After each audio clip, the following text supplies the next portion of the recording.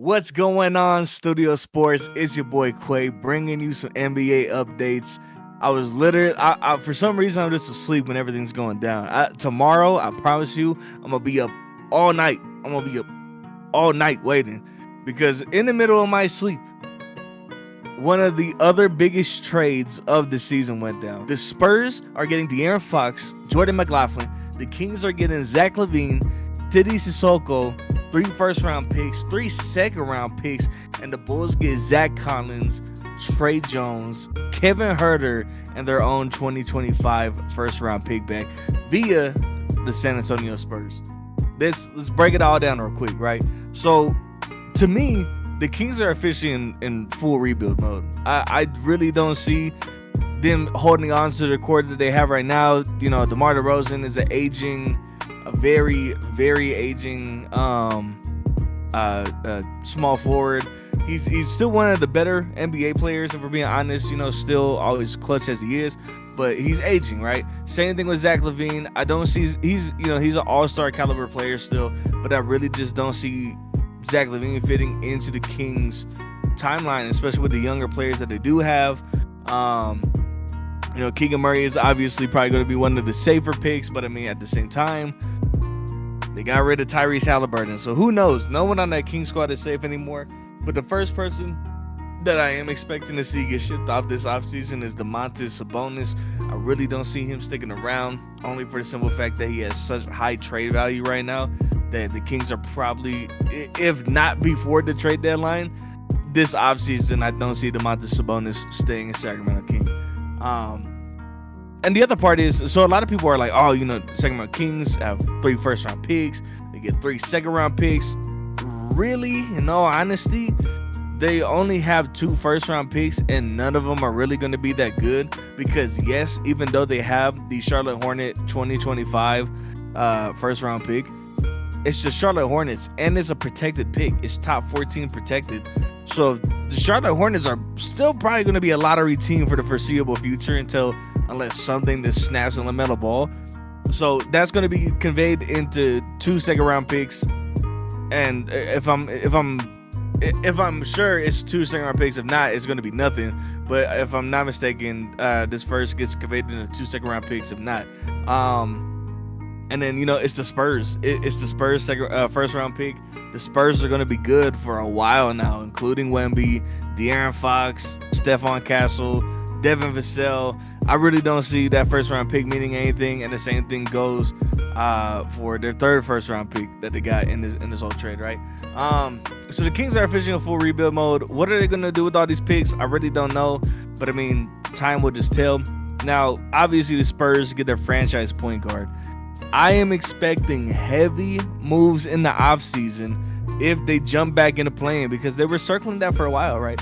The San Antonio Spurs were circling around in a playing spot. They were just flirting with the playoffs, but now with a legitimate guard, probably either starting at the 1 or the 2, because I really don't see San Antonio benching Chris Paul anytime soon, unless, I don't know, maybe, the crazier things have happened this Maybe he retires. He is kind of old. Maybe he retires. Maybe, you know what I'm saying? I don't know. We're gonna see.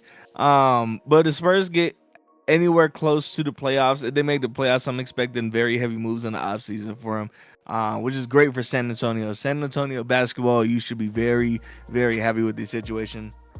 Now, finally, to all my Chicago Bulls fans, one of the other most loyal fan bases in the entire NBA, you are finally starting your rebuild. You finally have Zach LaVine out the books. You got rid of DeMar DeRozan, a couple seasons or last season. Not got rid of, but you just didn't bring him back pretty much, right?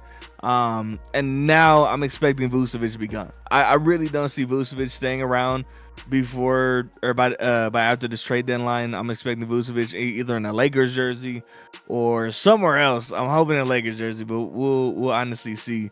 But Chicago Bulls fans, you should have a lot to look out for. You have your own first-round pick, 2025. So tank season, Chicago. It's time to tank again. It's time, just one more season. Tank one more season. You might get Cooper Flag in the draft this year. You know what I mean? Like, you're already circling towards the bottom. So Don't let the Wizards beat you out. Just lose. That's literally all you have to do now. Is just lose. I know you guys probably don't want to do it, but it's the smartest thing to do in your situation. So if we're looking at trade winners and trade losers, obviously San Antonio Spurs are the clear-cut winners of this whole situation. They get their point guard for the future.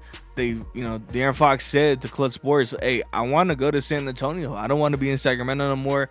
I want to go to San Antonio. I want to play at Wemby. I want to build a franchise over there. I want to build a dynasty. DeMontis just isn't doing it for me anymore, so I want to leave." And they got him there. Spurs, congratulations. If we're talking about trade losers, I don't really see any team being a clear-cut loser, mainly for the simple fact that the Sacramento Kings are a poverty franchise. They just never know what to do with anything, if we're being honest, from organization to players to drafts to whatever, right? The Kings just don't really know what they're doing.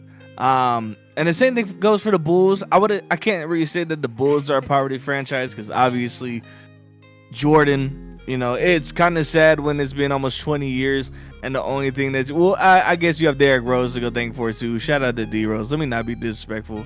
But the Bulls are going to have some major decisions to make on what they're trying to do. They can ship off Boots. They can go get a couple more firsts. Maybe jump even higher into the draft to go secure Cooper Flag if they don't get the number 1 pick.